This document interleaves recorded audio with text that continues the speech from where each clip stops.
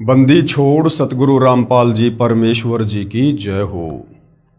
परमपिता परमात्मा सारी सृष्टि के रचनहार कुल मालिक असंख्य ब्रह्मांडों के स्वामी जगत गुरु तीनों लोकों में प्रवेश करके सबका धारण पोषण करने वाले राजाधिराज आत्माधार नाथों के नाथ देवों के देव महादेव सर्वेश्वर महेश्वर मृत्युंजय अजरो अमर आदि अनादि सनातनी प्रभु जगत पिता जगदीश्वर श्री श्री 1008 की उपाधि के वास्तविक अधिकारी अकाल मूरत सौद स्वरूपी राम वासुदेव सर्वगतम ब्रह्म परम पूज्य प्रथम पूज्य परम संत परम पुरुष परम धनी परम दयालु सत्य कबीर हक्का कबीर अल्लाहु अकबर बाखबर अल्लाह ताला जगत के तारणहार जगत के मुक्तिदाता जगत के जगन्नाथ हारे के सहारे हिंदुओं के राम मुसलमानों के अल्लाह सिखों के वाहिगुरु ईसाइयों के मसीह दया के सागर दयानिधि करुणा के सागर करुणानिधि स्वयंभू परिभू संकट मोचन कष्ट हरण मंगल करण दुख भंजन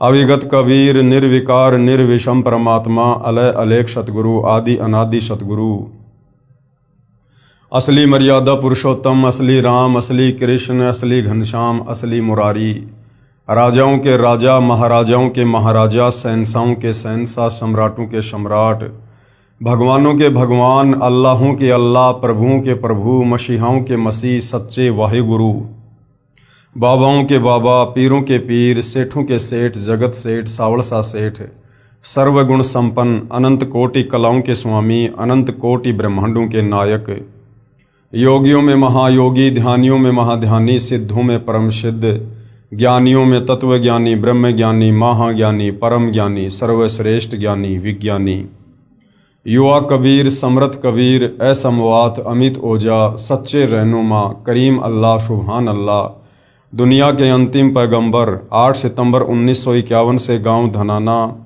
जिला सोनीपत हरियाणा भारतवर्ष की पावन भूमि पे प्रकट रियल कल की भगवान श्री नारायण साकार हरि श्री बाबा साहेब नूर अनंत परमात्मा सच्चे दरवेश सच्चे बाखबर संत श्रोमणी सतगुरु रामपाल जी परमेश्वर जी के चरण कमल में आप और हम सभी भाई बहनों का अनंत कोटि दंडवत प्रणाम। सत्साई भाई और बहनों, बहुत बड़ी दया बहुत बड़ी मेहर पूज्य गुरुदेव भगवान की परमेश्वर रामपाल जी की, जिनके शुभ आशीर्वाद से विशेष आशीर्वाद से उनके सत्संगों के संग्रह के ऊपर जो पवित्र आध्यात्मिक पुस्तक ज्ञान गंगा बन चुकी है, जिस ज्ञान गंगा पुस्तक को पढ़कर लाखों लोगों ने अपने जीवन की आध्यात्मिक दिशा को बदला है, उस पवित्र पुस्तक ज्ञान गंगा के ऊपर वीडियो बनाने की श्रृंखला जारी है। इसी श्रृंखला में आज हमारा ये 23वें नंबर का वीडियो है और प्रत्येक वीडियो में पूज्य गुरुदेव भगवान के आशीर्वाद से हमें अध्यात्म के बारे में, भक्ति मार्ग के विषय में, आत्मज्ञान और परमात्म ज्ञान के विषय में बहुत कुछ समझने को मिल रहा है। ये पवित्र पुस्तक ज्ञान गंगा सर्व धर्मों के पवित्र धर्मशास्त्रों के ज्ञान से प्रमाणित है, इसलिए इसके अमृत ज्ञान में सुई की नोक रखने जितनी कमी निकालना असंभव है, नामुमकिन है। तो भाई और बहनों, आप और हमें इस पवित्र पुस्तक को समझने के लिए सबसे पहले सृष्टि रचना का ज्ञान होना बहुत जरूरी है, क्योंकि सृष्टि रचना भक्ति मार्ग की मास्टर की है। एक बार नहीं, दो बार नहीं, जब तक समझ में नहीं आती है आप 100 बार सृष्टि रचना को सुनिए। सृष्टि रचना नहीं समझ में आएगी, हम भक्ति मार्ग पर दृढ़ नहीं हो सकते। हम सब कुछ प्राप्त होने के बावजूद भी आत्मा का कल्याण नहीं करवा पाएंगे यदि हमें ये विश्वास नहीं हुआ कि जो अमृत ज्ञान सतगुरु रामपाल जी हमें सर्व धर्मों के पवित्र धर्मशास्त्रों का निष्कर्ष निकाल कर दे रहे हैं, बस वही परम सत्य है। बाकी सतयुग से वर्तमान समय तक सदियों से आप और हमें केवल शास्त्र विरुद्ध ज्ञान ही बताया गया था। हमें भगवान की परिभाषा का भी आज तक हमारे धर्म गुरुओं ने ज्ञान नहीं करवाया। भक्ति करने के लिए सबसे पहले भगवान के विषय में जानकारी होनी परम आवश्यक है। आज तक हमारा कोई भी धर्मगुरु हमें यह नहीं बता पाया कि आखिर परमात्मा कौन है, कैसा है, उनका नाम क्या है, वो रहता कहाँ है, वो मिलता कैसे है। उसकी भक्ति से लाभ कैसे मिलते हैं। आज तक हमें कोई आत्मज्ञान भी नहीं दे पाया, परमात्म ज्ञान तो बहुत दूर की बात है। तो अब परम पूज्य सतगुरु रामपाल जी ने हमें आत्मज्ञान भी करवाया कि मैं कौन हूं, कहां से आया हूं, क्यों जन्म रहा हूं, क्यों मर रहा हूं, क्यों मैं इन कर्म बंधनों में बंधा हुआ हूं। मेरी आंखों के सामने अचानक से दुर्घटना हो जाती है, परिवार के परिवार नष्ट हो जाते हैं, जिस परिवार की व्यवस्था में हम पूरा जीवन लगा देते हैं, फिर आखिर ऐसा क्यों। अगर भगवान है तो भगवान फिर ऐसा क्यों कर रहा है, और यदि भगवान होकर वो ऐसा कर रहा है तो फिर वो भगवान कैसे हुआ। भगवान तो परम सुखदायक होता है, भगवान तो सर्वभोग्य पदार्थ उपलब्ध करवाता है, भगवान तो किसी का बेटा नहीं मारता, किसी की बेटी नहीं मारता, किसी का एक्सीडेंट नहीं करवाता, भगवान किसी को भूखा नहीं मरने देता। फिर हम जिस भगवान की भक्ति कर रहे हैं, उस भगवान की भक्ति करते करते आप और हमारे ऊपर ये इतने सारे कष्ट संकट क्यों। तो भाई और बहनों, आज से पहले हमें कोई आत्मज्ञान भी नहीं करवा पाया, और सतगुरु रामपाल जी ने हमें परमात्म ज्ञान करवा दिया। और ना केवल ज्ञान, हमें उस परमात्मा के लोक सचखंड में जाने की कंप्लीट भक्ति विधि भी शास्त्र प्रमाणित करके दे दी है। अब यदि कमी रहेगी तो मानव समाज की रहेगी, अन्यथा सतगुरु रामपाल जी ने अध्यात्म का पूरा पिटारा खोल दिया है। तो सृष्टि रचना को भाई और बहनों, सतगुरु रामपाल जी के सत्संग सुनने से पहले या उनके द्वारा लिखित पवित्र पुस्तकों का अध्ययन करने से पूर्व आप जी ने सतगुरु रामपाल जी के द्वारा बताई गई, लिखी गई, सुनाई गई सृष्टि रचना को बहुत ही ध्यानपूर्वक सुनना है और समझना है। तो भाई और बहनों, इस पवित्र पुस्तक ज्ञान गंगा से हमने सृष्टि रचना को समझा। साथ में सतगुरु रामपाल जी ने यह भी प्रमाणित किया कि जो सृष्टि रचना आपको इस पवित्र पुस्तक ज्ञान गंगा में लिख कर दी गई है, उसे सर्वधर्मों के सर्वधर्म शास्त्रों से प्रमाणित भी किया गया है। हिंदुओं के चारों वेद, पवित्र गीता जी, ईसाइयों की बाइबल, सिखों का गुरु ग्रंथ साहिब और मुसलमान भाइयों की कुरान शरीफ, कुरान मस्जिद इस सृष्टि रचना का ज्यों का त्यों समर्थन कर रही है। बताइए फिर शक और संदेह की गुंजाइश कहाँ रह जाएगी। तो आप धीरे धीरे अध्यात्म में आगे बढ़िए, सतगुरु रामपाल जी के सत्संग सुनते रहिए, और यदि आप थोड़ा रुचि लेकर धैर्य के साथ निष्पक्ष भाव से उनके तत्व ज्ञान को समझने का प्रयास करेंगे तो अवश्य आप जी सफल भी होंगे। तो भाई और बहनों, अब भक्ति मार्ग पर लगने से पहले हमें गुरु धारण करना अति आवश्यक है, क्योंकि गुरु के बिना ज्ञान नहीं हो सकता, वो चाहे अक्षर ज्ञान हो, वो चाहे आध्यात्मिक ज्ञान हो। हम अपने बच्चे को अक्षर ज्ञान करवाने के लिए, उसे एक सभ्य नागरिक बनाने के लिए और भविष्य में एक अच्छा व्यक्ति बनाने के लिए, ताकि वो अच्छा पढ़ लिख के डिग्री हासिल करे, एक अच्छी नौकरी प्राप्त करे या खुद का बिजनेस करे, जिससे वो पैसे कमाए, धन कमाए और अपने परिवार का वो अच्छे से पालन पोषण करे। उसके लिए हम अपने बच्चे को स्कूल भेजते हैं गुरु के पास। ठीक इसी प्रकार भाई और बहनों, ये आध्यात्मिक ज्ञान है। अभी तक हमें किसी ने इस आध्यात्मिक ज्ञान के वो लाभ बताए ही नहीं, जिस कारण से हमारी रुचि इस अध्यात्म में आगे बढ़ने की नहीं बनी। अब सतगुरु रामपाल जी ने हमें सृष्टि रचना के माध्यम से बताया है कि बच्चों, तुम यहाँ के रहने वाले नहीं हो, तुम तो यहां पर कष्ट भोग रहे हो, कहर भोग रहे हो। छोटी मोटी नौकरी तो छोड़ो, यदि तुम पूरी पृथ्वी के राजा हो तो भी तुम यहां पर कष्ट भोग रहे हो, कहर भोग रहे हो। आज तुम्हें इस काल बलि ने धोखा देके तुम्हारे ही पुण्यों से तुम्हें राजा बना दिया, और राजा बनाकर अब ये तुम्हारे से इतने पाप करवा देगा कि अगले जन्मों में सीधा फिर ये उसे गधे की योनि में ठोकेगा।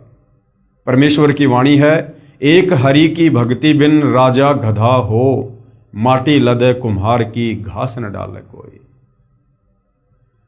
तो अब हमें इस आध्यात्मिक ज्ञान की आवश्यकता पड़ेगी, क्योंकि अब हमें जानकारी हो चुकी है कि हम इस काल के 21 ब्रह्मांड के निवासी नहीं हैं। हम सतलोक में रहा करते थे, हम अपनी गलती से इस काल के साथ यहाँ पर सजा भोगने के लिए आ गए हैं, और हम यहाँ युगों युगों से कर्म दंड भोग रहे हैं। हम सतलोक में रहा करते थे, वहाँ पर किसी चीज़ का अभाव नहीं था। सर्व सुविधा हमें कबीर परमेश्वर जी अपने कोटे से दिया करते थे। प्रत्येक वस्तु वहाँ पर निःशुल्क है। वहाँ ना कोई लक 84 योनियों का कष्ट है, ना वहाँ पर नरक में जाना होता है, ना वहाँ पर तपतशिला का कष्ट है, ना वहाँ जन्म और मरण की पीड़ा है, ना वहाँ कोई कार्य करना पड़ता है, ना वहाँ पर कोई लड़ाई झगड़ा, मान मुटाव, राग द्वेष, ईर्ष्या, छल कपट, धोखाधड़ी, मिलावट, काला बाजारी, रिश्वतखोरी, चोरी, जारी, ठगी, वहाँ कुछ भी नहीं है। वो सुख सागर है, वहाँ केवल सुख ही सुख है। और हम वहाँ पर अविनाशी रूप में रहते हैं। हम कभी नहीं मरते, हम कभी भी बूढ़े नहीं होते, किसी चीज़ का अभाव नहीं है। जो हम सुना करते थे दूध, दही, शहद, अमृत जल की नदियाँ, वो सतलोक में बहा करती हैं। तो भाइयों और बहनों, ऐसे सुखमय स्थान को छोड़कर हम अपनी नादानी के चलते इस काल के बहकावे में आकर, जब ये सतलोक में तप कर रहा था, हम पतिव्रता पद से नीचे गिरकर इसके ऊपर आसक्त हो गए, जिसकी सजा आज हम यहाँ इसके 21 ब्रह्मांडों में प्राप्त कर रहे हैं। तो जब ये ज्ञान सतगुरु रामपाल जी ने हमें बताया, समझाया, उसके बाद हमारी अध्यात्म में रुचि बनी कि वास्तव में यदि हमने कोई डिग्री हासिल करनी है तो हमने सतलोक की डिग्री हासिल करनी है। यदि वास्तव में हमने कहीं पर जाकर परमानेंट नौकरी करनी है तो सतलोक में करनी है। नौकरी का मतलब सदा सदा के सुख है। तो अब भाइयों और बहनों, मानव समाज की भक्ति मार्ग में रुचि बनेगी, क्योंकि अब हमें सतगुरु रामपाल जी के आशीर्वाद से यथार्थ भक्ति मार्ग मिला है। हमें कोई वास्तव में इस सृष्टि रचना को समझाने वाला मिला है। हमें वास्तव में आज सतगुरु रामपाल जी ने बताया कि भगवान कौन है, कैसा है, कहाँ रहता है और कैसे मिलेगा। वो भगवान तो हमारे पीछे युगों युगों से पड़ा हुआ है। हमें सतलोक ले चलने के लिए हम अपनी नादानी के चलते उन पर विश्वास नहीं कर पाते हैं, जिस कारण से हम धोखा खा जाते हैं। तो भाई और बहनों, अब हम सबकी रुचि बनेगी, क्योंकि अब हमें सृष्टि रचना का ज्ञान हो चुका है। अब हमें इस काल के 21 ब्रह्मांडों की रचना का ज्ञान हो चुका है कि क्यों इसने ब्रह्मा विष्णु महेश को एक एक गुण युक्त करके आप और हमें यहाँ पर अपने जाल में फंसा रखा है। इसको प्रतिदिन 1 लाख मानव शरीरधारी आत्माओं के सूक्ष्म शरीर से निकली वासना खानी पड़ती है, जिस कारण से ये हमें अपने भोजन के रूप में यहाँ पर पैदा करवाता है और हम इसी प्रकार से अपना कर्मदंड भोगते रहते हैं। तो भाई और बहनों, ज्ञान से भय होता है और भय से फिर इस भक्ति में रुचि बनती है। इसलिए अब पूरे विश्व का मानव समाज आने वाले समय में सतगुरु रामपाल जी की शरण में होगा और सभी लोग भक्ति करके अपनी आत्मा का कल्याण करवाएंगे। तो भाई और बहनों, अध्यात्म में सबसे पहले गुरु होना अति आवश्यक है। अब गांव गांव में, नगर नगर में गुरु बैठे हैं। कोई गेरुआ वस्त्र पहन के, कोई काला वस्त्र पहन के, कोई लाल वस्त्र पहन के, कोई पीताम्बर पहन के, कोई लंबी लंबी जटा बढ़ा के, कोई बिल्कुल सफाचट करवा के, कोई धारा प्रवाह कथा करता है, कोई संस्कृत भाषा में कथा करता है, किसी की करोड़ों में संगत है, कोई मंत्रियों के पास जाता है, किसी के पास मंत्री जाते हैं। तो हम लोग सोचते हैं कि संत महात्मा गुरुजन तो ये हैं जिनके करोड़ों में भगत हैं। लेकिन भाइयों और बहनों, बाहरी दिखावे से, बाहरी आडंबर से एक पूर्ण गुरु होने का कोई संबंध नहीं है। परमात्मा जी कहते हैं, कंठी माला सुमरणी पहनने से क्या हो, ऊपर तो ढूंढा साधु का लेकिन अंतर राख्या खोई। तो भाइयों और बहनों, हमारे शास्त्र ही हमें बताएंगे, समझाएंगे कि वास्तव में पूर्ण गुरु कौन होता है, तत्वदर्शी संत कौन होता है। तो गीता जी अध्याय 15 श्लोक नंबर 1 से 4 और 17 में, गीता अध्याय 4 श्लोक नंबर 34 में हमें तत्वदर्शी संत की पहचान बताई गई है, जो सतगुरु रामपाल जी ने हमें गीता जी को पढ़ाते समय बताया। तो अब हमें तत्वदर्शी संत की पहचान हो चुकी है, इसलिए हम आपको सीधे सीधे तत्वदर्शी संत का एड्रेस बता रहे हैं, ताकि आपको भटकना ना पड़े, भ्रमना ना पड़े, ज़्यादा टेंशन ना लेनी पड़े। तो भाई और बहनों, आज इस पृथ्वी पर वह तत्वदर्शी संत सतगुरु रामपाल जी हैं। सतगुरु रामपाल जी के पास ही इस पृथ्वी पर यथार्थ शास्त्र अनुकूल सत भक्ति मार्ग है, जिस मार्ग को अपनाकर हम इस काल बलि के इस कर्म दंड से छूटकर और अपने निज लोक सतलोक को जा सकते हैं। दूसरा कोई विकल्प, कोई तरीका नहीं है। तो भाइयों और बहनों, बहुत सारे भविष्यवक्ताओं ने भी आज से सैकड़ों वर्ष पहले परम पूज्य सतगुरु रामपाल जी के विषय में भविष्यवाणियां कर रखी हैं। पिछले वीडियो में हमने फ्रांस देश के नास्त्रेदमस जी को पढ़ा, जिन्होंने सतगुरु रामपाल जी को लेकर वर्तमान समय के लिए अपनी सटीक भविष्यवाणियां कर रखी हैं, जो पूर्णतया सतगुरु रामपाल जी पर ही फिट बैठती हैं। उसके बाद और भी बहुत सारे जाने माने भविष्यवक्ता हैं जिन्होंने वर्तमान समय में सतगुरु रामपाल जी को लेकर भविष्यवाणियां की हैं और वर्तमान समय की परिस्थितियों को लेकर भी भविष्यवाणियां की हैं, और प्रत्येक की भविष्यवाणियां सत्य साबित भी होती आ रही हैं। तो आगे की भविष्यवाणियां भी सत्य ही साबित होंगी। और यदि सतगुरु रामपाल जी ने अपनी पवित्र पुस्तक ज्ञान गंगा में उन भविष्यवाणियों का समावेश किया है, तो निसंदेह वो भविष्यवाणियां समय आने पर सत्य ही साबित होंगी। तो सतगुरु रामपाल जी को लेकर और किन किन भविष्यवक्ताओं ने भविष्यवाणियां की हुई हैं, ताकि इन भविष्यवाणियों को देखकर हमारा विश्वास और अधिक दृढ़ हो कि वास्तव में हम पूर्ण संत की शरण में हैं, तत्वदर्शी संत की शरण में हैं। और यदि हम आजीवन मर्यादा में रहकर इस भक्ति मार्ग पर लगे रहे तो हमारी आत्मा का कल्याण इसी जन्म में 100% पक्का है। तो यहां पर लिखा है, सतगुरु रामपाल जी महाराज के समर्थन में अन्य भविष्यवक्ताओं की भविष्यवाणियां। इंग्लैंड के ज्योतिषी कीरो ने सन 1925 में लिखी पुस्तक में भविष्यवाणी की है, 20वीं सदी अर्थात सन 2000 ईस्वी के उत्तरार्ध में, यानी सन 1950 के पश्चात उत्पन्न संत ही विश्व में एक नई सभ्यता लाएगा। तो सतगुरु रामपाल जी का जो प्राकाट्य है वो 8 सितंबर 1951 को हुआ, यानी 20वीं सदी जब आधी गुजर गई 1950, उसके बाद जो संत प्रकट होगा और पूरे विश्व में आध्यात्मिक क्रांति के द्वारा परिवर्तन लेकर आएगा, तो ये सतगुरु रामपाल जी के ऊपर बिल्कुल सटीक बैठती है, क्योंकि 8 सितंबर 1951 को सतगुरु रामपाल जी का धरती पर प्राकाट्य होता है। सन 1950 के बाद उत्पन्न संत ही विश्व में एक नई सभ्यता लाएगा। अब भाइयों और बहनों, कुछ एक शब्द ऐसे हैं जो सतगुरु रामपाल जी के साथ में यदि हम प्रयोग करेंगे तो थोड़े से विरोधाभास वाली बात हो जाती है, क्योंकि ये जितने भी भविष्यवक्ता हैं ये केवल अपने पूर्व जन्मों की भक्ति कमाई के कारण ये भविष्य को देखते हैं, और जैसा ये लोग देखते हैं वैसा ही ये लोग लिख देते हैं, बता देते हैं। इन्हें संत के विषय में, भक्ति के विषय में, भक्ति मार्ग के विषय में इन्हें कुछ नहीं पता होता है। ये केवल उतना ही बताते हैं जितना ये लोग देखते हैं। तो यहां पर बार बार जो सतगुरु रामपाल जी के नाम के साथ में उत्पन्न होना या फिर जन्म लेना, इस प्रकार के जो शब्द प्रयोग होते हैं, ये शब्द उचित नहीं है। आप और हमें अब ज्ञान हो चुका है, बातें समझ में आ चुकी हैं कि सतगुरु रामपाल जी स्वयं सतलोक से चलकर इस धरती पर प्रकट हुए हैं। ये स्वयं जगत के तारणहार हैं, सर्व सृष्टि के रचनहार हैं।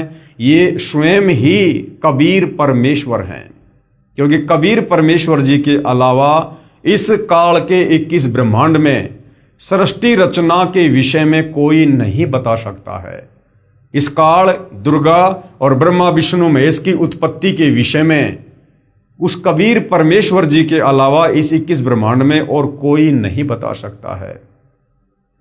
सत्संग इस 21 ब्रह्मांड में पूर्ण परमेश्वर कबीर जी के अलावा और कोई भी नहीं कर सकता है। बाकी लोग कहते जरूर हैं कि हम सत्संग करते हैं, लेकिन वो यथार्थता नहीं है, उनमें सत्यता नहीं है। और तत्वदर्शी संत की भूमिका केवल कबीर परमात्मा जी ही निभाते हैं। और वो कबीर परमात्मा जब यहां पर सतगुरु रूप में प्रकट होता है तो वो किसी मां के गर्भ से जन्म लेकर नहीं आता है। ना सतगुरु जननी जने जाके माना बाप, पिंड ब्रह्मण से रहित है ना वहां तीनों ताप। सतगुरु कभी भी जननी से जन्म नहीं लेता है। अब भाइयों और बहनों, परिस्थितियों के अनुसार, देश काल और परिस्थितियों के अनुसार ये कबीर परमात्मा कुछ भी लीला कर सकते हैं। हमारी चरम दृष्टि को धोखा देते हुए, इस काल बलि को धोखा देते हुए ये परमात्मा वर्तमान समय 8 सितंबर 1951 को हुए तो हैं प्रकट, लेकिन लीला ऐसी अजब गजब करते हैं कि जैसे उनका मां के गर्भ से जन्म हुआ है। ये भाइयों और बहनों बहुत ही एक लंबा विषय है। इसके ऊपर दास बहुत सारे वीडियो बना चुका है, आप जी सोशल मीडिया पर देख सकते हैं कि सतगुरु रामपाल जी का जन्म हुआ है या फिर वे प्रकट हुए हैं। आपको भली भांति समझ में आ जाएगा। तो ये भविष्य वक्ता जैसा देखते हैं, यानी जितना इनकी बुद्धि काम करती है ये केवल उतना ही बता सकते हैं। तो क्या कहा गया है, 20वीं सदी अर्थात सन 2000 ईस्वी के उत्तरार्ध में सन 1950 के पश्चात उत्पन्न संत ही विश्व में एक नई सभ्यता लाएगा, जो कि सतगुरु रामपाल जी के लिए इशारा है, जो संपूर्ण विश्व में फैल जाएगी। भारत का वह एक व्यक्ति, अब देखिए सतगुरु रामपाल जी व्यक्ति नहीं है। अब दिखाई जरूर एक व्यक्ति की बातें दे रहे हैं, दिखाई जरूर एक साधारण से आदमी या संत की तरह दिखाई दे रहे हैं, लेकिन इनका जो व्यक्तित्व है वो पिछली भविष्यवाणी में नास्त्रदमस जी ने बता दिया कि वो तेज पुंज का धनी होगा। उसका जो व्यक्तित्व है वो तेज पुंज का होगा।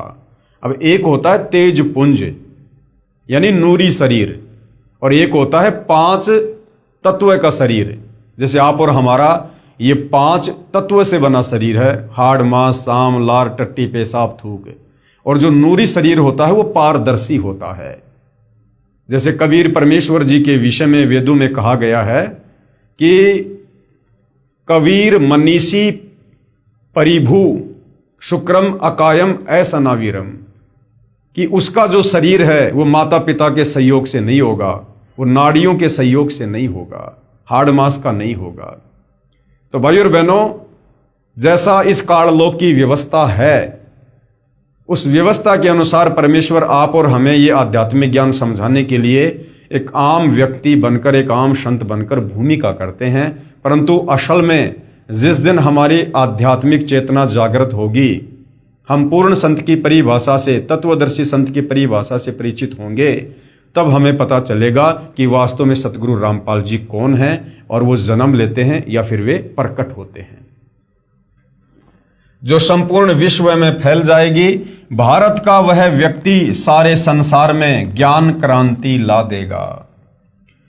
उसके बाद में भविष्य वक्ता श्री वेजिलेटिन के अनुसार 20वीं सदी के उत्तरार्ध में यानी 1950 के बाद में विश्व में आपसी प्रेम का अभाव, मानवता का हास यानी गिरावट, और माया की संग्रह की दौड़ यानी दुनिया केवल पैसा पैसा लूटना चाहेगी, लूट व राजनेताओं का अन्यायी हो जाना आदि आदि बहुत से उत्पात देखने को मिलेंगे और बखूबी देखने को मिल भी रहे हैं। जैसा भविष्यवाणी में लिखा है सन 1950 के बाद वैसा ही होता आया है।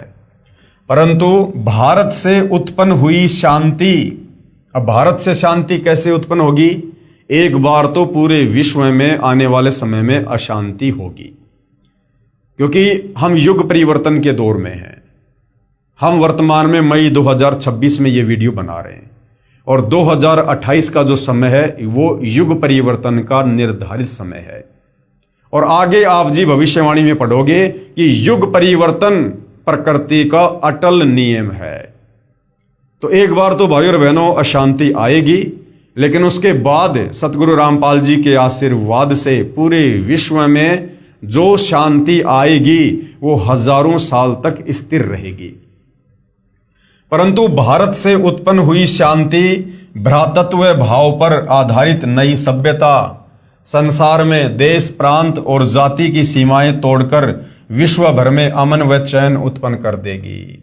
यानी सतगुरु रामपाल जी के तत्व ज्ञान के प्रभाव से आने वाले समय में युग परिवर्तन के बाद जितनी अच्छी आत्माएं धरती पर बचेंगी वे सभी आत्माएं सतगुरु रामपाल जी की शरण में होंगी। और सतगुरु रामपाल जी का नारा है कि जीव हमारी जाति है, मानव धर्म हमारा, हिंदू मुस्लिम सिख ईसाई धर्म नहीं कोई न्यारा। केवल पूरी पृथ्वी पर एक आदि सनातन धर्म रह जाएगा। तो उसके बाद में आपसी भाईचारा, प्रेम भाव, शांति, ये जाति और धर्म की दीवारें ढहा दी जाएंगी। सबको अपनी औकात का, अपनी हैसियत का पता चल जाएगा कि हम तो जीव संज्ञा में हैं, चाहे देश का प्रधानमंत्री क्यों ना है। अगर कल को लकवा मार गया, 2 कोड़ी का जीव है।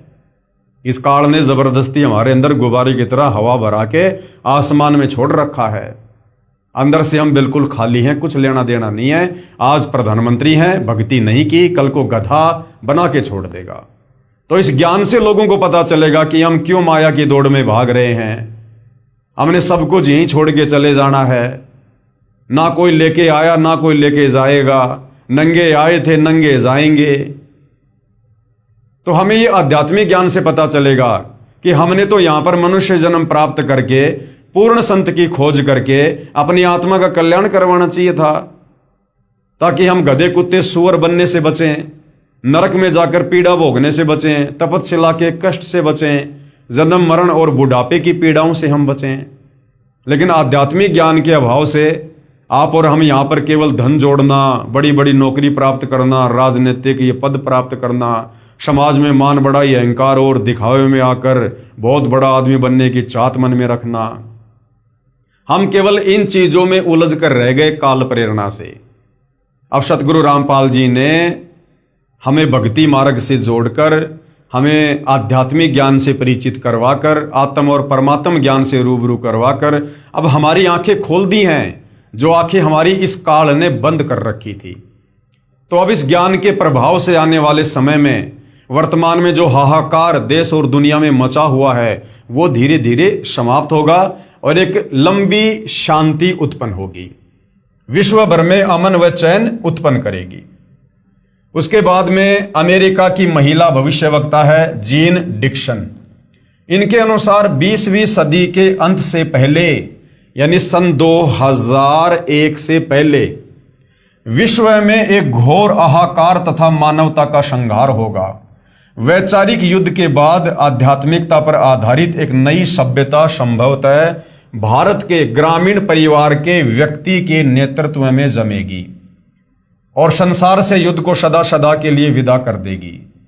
यानी भारत का एक व्यक्ति, उन लोगों के अनुसार व्यक्ति, हमारे अनुसार परम पूज्य सतगुरु रामपाल जी, वे एक ग्रामीण परिवार से होंगे और उनके नेतृत्व में संसार से युद्ध को सदा सदा के लिए विदा कर दिया जाएगा।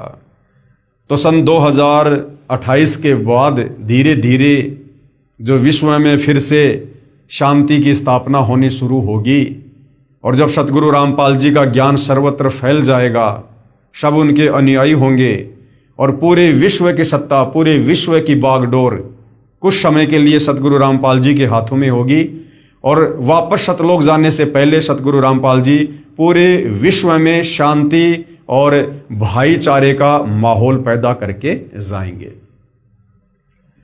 नंबर 4, अमेरिका के श्री एंडरसन के अनुसार 20वीं सदी के अंत से पहले या 21वीं सदी के प्रथम दशक में, यानी 2010 तक विश्व में असभ्यता का नंगा तांडव होगा। और हम देख भी रहे हैं भाई और बहनों, इस बीच भारत के एक देहात का एक धार्मिक व्यक्ति, यानी भारत के गांव में रहने वाला, इन लोगों के अनुसार व्यक्ति और हमारे अनुसार परम पूज्य सतगुरु रामपाल जी, एक मानव, एक भाषा और एक झंडा की रूपरेखा का संविधान बनाकर संसार को सदाचार, उदारता, मानवीय सेवा व प्यार का सबक देगा।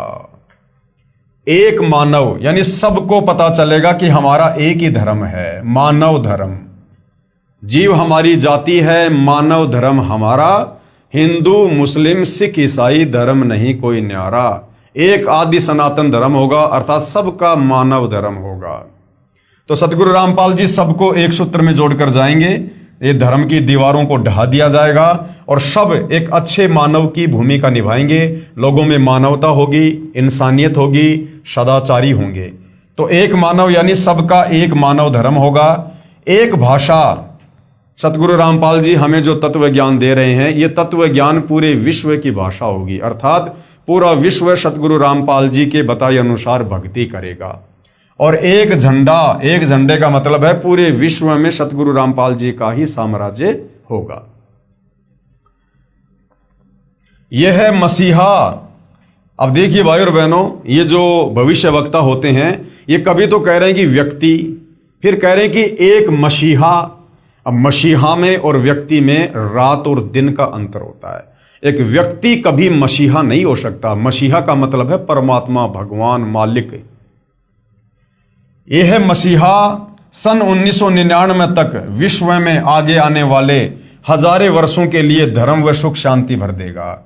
यानी सन 1994 से और सन 1999 तक सतगुरु रामपाल जी ने जो सत्संग किए हैं, करोथा के सत्संग हैं, जींद के सत्संग हैं, काठमंडी के सत्संग हैं, रोहतक वाले सत्संग हैं, यानी गांव गांव जाकर सतगुरु रामपाल जी ने आदरणीय गरीबदास जी के सदग्रंथ साहिब को आधार बनाकर जो सत्संग किए हैं, उन सत्संगों को सुनकर आने वाले समय में पूरा विश्व इस आध्यात्मिक ज्ञान से परिचित होगा। क्योंकि सतगुरु रामपाल जी ने शुरुआत में जो सत्संग किए हैं वो पांचवें वेद, सूक्ष्म वेद को आधार बनाकर सत्संग किए हैं। यानी वास्तव में जिनको हम सत्संग कह सकते हैं, वास्तव में जो आत्मा की खुराक है, वो सन 1994 से लेकर सन 1999 तक सतगुरु रामपाल जी के द्वारा किए गए सत्संग हैं। उसके बाद में सन 1999 में सतलोक आश्रम करोथा की शुरुआत करके सतगुरु रामपाल जी ने 2014 तक केवल ज्यादातर हमें धर्मशास्त्रों से प्रमाणित करके इस ज्ञान को समझाया है। जैसे गीता जी को दिखाना, चारों वेदों को दिखाना, कुरान शरीफ को दिखाना, कुरान मस्जिद को दिखाना, तौरेत, जबूर, इंजिल को दिखाना, बाइबल को दिखाना, गुरु ग्रंथ साहिब को दिखाना, अन्य साधु संत महात्माओं के आधे अधूरे ज्ञान की पुस्तकों को दिखाना। तो सन 2000 से 2014 तक तो सतगुरु रामपाल जी ने आप और हमें समझाने के लिए कि जो ज्ञान उन्होंने सन 1994 से 1999 तक कहा है, पांचवें वेद, सूक्ष्म वेद को आधार बनाकर, वो परम सत्य है, हमें उस पर विश्वास करवाने के लिए उन्होंने ये हमारे धर्मशास्त्र दिखाए कि भाई तुम्हें जो ज्ञान दिया जा रहा है ये ज्ञान तुम्हारे ही धर्म की पवित्र पुस्तकों से प्रमाणित है, तुम विश्वास करो। तो सन 1994 से 1999 तक जो सत्संग सतगुरु रामपाल जी ने पांचवें वेद, सूक्ष्म वेद को आधार बनाकर किए हैं, इन सत्संगों को सुनकर ये आत्मा जागृत होगी। नंबर 5, हॉलैंड के भविष्य दृष्टा श्री गेरार्ड क्राइसे के अनुसार 20वीं सदी के अंत से पहले यानी सन 2000 से पहले या 21वीं सदी के प्रथम दशक में यानी 2010 तक भयंकर युद्ध के कारण कई देशों का अस्तित्व ही मिट जाएगा। अब देखिए भाइयों और बहनों, ये भविष्यवाणियां हैं। ये भविष्य वक्ता केवल उतना ही बता सकते हैं जितना वो देखते हैं। अब वो जो देख रहे हैं उसको आगे बढ़ाना, कम करना, ये फिर परमात्मा के हाथ में है। सतगुरु जो चाहे सो कर ही, 14 कोटि दूत यम डर ही, ओत भूत जम त्रास निवारे और चित्र गुप्त के कागज पाड़े। कहते मासा घटे ना तिल बदे विधाता लिखे जो लेख। ये भविष्य वक्ता जो बता रहे हैं ये विधाता का लिखा हुआ लेख था। मासा घटे ना तिल बदे विधाता लिखे जो लेख, पर साचा सतगुरु मेट कर ऊपर मार दे मेख। ये सन 2012 में ये विश्व युद्ध होना था, अनेक देशों का अस्तित्व मिट जाना था। भाइयों और बहनों, यदि आप लोगों को याद हो तो थोड़ा सा विचार कीजिए। दास का जन्म सन 1984 में हुआ और सन 1999 का समय आते आते हम सुना करते थे, बड़े जोर शोरों से भविष्यवाणियां थी, हर तरफ चर्चा थी कि 1999 में जो है दुनिया खत्म हो जाएगी, दुनिया खत्म हो जाएगी। भाइयों और बहनों, 1999 में दुनिया खत्म होनी थी, क्योंकि 1999 में तीसरा विश्व युद्ध होना था। लेकिन धरती पर सतगुरु रामपाल जी के रूप में वो परम शक्ति भी प्रकट हो चुकी थी। और सन 1994 से सतगुरु रामपाल जी ने ये आध्यात्मिक ज्ञान आगे देना शुरू किया। और इतने कम समय में 1994 से लेकर 1999 तक इस ज्ञान को पूरे विश्व में नहीं फैलाया जा सकता था। इसलिए सतगुरु रामपाल जी ने उस समय को आगे बढ़ाया कि इस ज्ञान को और ज्यादा फैलाया जाए, आत्माएं इस ज्ञान को सुनकर समझकर तत्वदर्शी संत की शरण में आकर अपना बचाव करें, अपने परिवार का बचाव करें। इस समय को बढ़ाया गया सन 2012 तक। और जब सन 2012 आया, उस समय फिर से पूरे विश्व में यही चर्चा थी कि 2012 में दुनिया खत्म होगी, दुनिया तबाह हो जाएगी। लेकिन 2012 तक भी सतगुरु रामपाल जी ने देखा कि जिस स्पीड से यह ज्ञान पूरे विश्व में जाना था, अभी तक नहीं जा पाया है। अभी तक उनकी पुण्यात्माओं तक यह ज्ञान नहीं पहुंच पाया है। इसलिए भाई और बहनों, समय को बढ़ाना या घटाना यह परम संत के हाथ में होता है। समय की चाबी परम संत के हाथ में होती है। 21 ब्रह्मांड का रिमोट परम संत के हाथ में है, अब वर्तमान में सतगुरु रामपाल जी के हाथों में है। तो सन 2012 वाले समय को भी सतगुरु रामपाल जी ने आगे बढ़ाया। और अब भाई और बहनों, सतगुरु रामपाल जी ने अपने द्वारा लिखित पवित्र पुस्तक ज्ञान गंगा में वो समय भी निर्धारित कर दिया है कि उसके बाद कोई समय नहीं बढ़ेगा। युग परिवर्तन का समय 2028 निर्धारित कर दिया जा चुका है। आप जी आगे नास्त्रदमस की भविष्यवाणी में अपनी आंखों से देखेंगे। तो अब भाई और बहनों, 2028 के बाद किसी को समय नहीं मिलेगा, कोई चांस नहीं मिलेगा। इसलिए आप लोगों तक ये ज्ञान पहुंचाने के लिए दिन रात सतगुरु रामपाल जी भी प्रयास कर रहे हैं, और उनके आशीर्वाद से हमारे जैसे तुच्छ दास भी इस सेवा में लगे हुए हैं। तो हमारी प्रार्थना है भाई और बहनों कि आप जी परम संत सतगुरु रामपाल जी के सत्संग यूट्यूब पर सुनिए और उनके ज्ञान को सुनकर, क्योंकि समय बहुत कम है, ज्यादा नहीं है।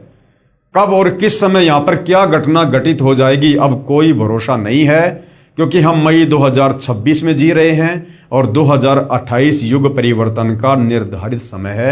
यानी मात्र हमारे पास में मान के चलिए 16 महीने हैं। इसलिए आप जी अविलंब इस ज्ञान को सुनकर समझकर सतगुरु रामपाल जी के चरणों में नतमस्तक हो जाइए। तो यहां पर जो सन 2010 के आसपास में भयंकर युद्ध की जो बात की जा रही है कि जिसके चलते कई देशों का अस्तित्व ही मिट जाएगा, ये वास्तव में ऐसा ही होना था। परंतु भारत का एक महापुरुष संपूर्ण विश्व को मानवता के एक सूत्र में बांध देगा। वह हिंसा, फूट, दुराचार, कपट आदि संसार से सदा के लिए मिटा देगा। देखो भाई और बहनों, ये इस प्रकार के युद्ध क्यों होते हैं? ये इस प्रकार के बड़े बड़े युद्ध क्यों होते हैं? इतनी बड़े स्तर पर जनहानि और ये मानव हानि क्यों होती है? क्योंकि जब इस पृथ्वी पर पाप आवश्यकता से ज्यादा बढ़ जाता है, उस समय यहां पर इस प्रकार के कहर टूटते हैं, कष्ट आते हैं देश दुनिया पर। और जब जब ये युद्ध हुए हैं इस प्रकार के, जैसे त्रेता युग में राम रावण युद्ध हुआ, करोड़ों लोग मारे गए। द्वापर में महाभारत हुआ, 18 करोड़ लोग मारे गए। 56 करोड़ यादव आपस में कट कट के दुर्वासा ऋषि के श्राप के कारण मिट गए। क्यों हुआ? क्योंकि उस दौरान पृथ्वी पर पाप कर्म का दबाव ज्यादा हो गया था। तो भाई और बहनों, ये जो वर्तमान का समय है, इस समय इस पृथ्वी पर पाप कर्मों का दबाव बहुत ज्यादा है। और ये पाप कर्मों का दबाव वर्तमान में इतना ज्यादा हो गया था कि 1999 में भयंकर युद्ध होना था और कई देशों का अस्तित्व समाप्त हो जाना था। लेकिन कारण आपको बता दिया गया है कि सतगुरु रामपाल जी के आशीर्वाद से यह समय आगे बढ़ाया गया है। और भाई और बहनों, आगे समय क्यों बढ़ा है उसका भी एक रीजन होता है। जब यहां पाप कर्म बढ़ता है तो इस प्रकार की परिस्थितियां पैदा होती हैं, और जब यहां पर धर्म कर्म ज्यादा बढ़ जाता है, जब पुण्य ज्यादा बढ़ जाते हैं, तो पाप के ऊपर लगाम लग जाती है।